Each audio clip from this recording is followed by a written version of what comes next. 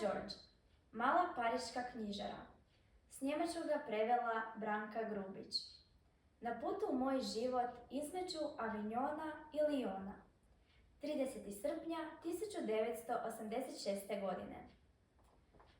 Po prvi se put doista opraštam od zavičaja. Nebo natopljeno svjetlošću, cvrčenje cvrčaka i stoljetnog drveća, vjetrovi oko svakog bademova lista, zlatni titraji i iskre u zraku dok sunce zalazi, te strma brda i sela na njihovim vrhovima utapa u ružičastu boju i boju meda.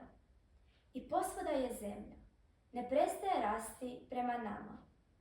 Iz stijene se probijaju ružmarin i timijan, trešnje gotovo pucaju od zrelosti. Jedre sjemenke lipe mirišu po djevojačkom smijehu kad i mladi žeteoci dolaze kroz sjenu platana.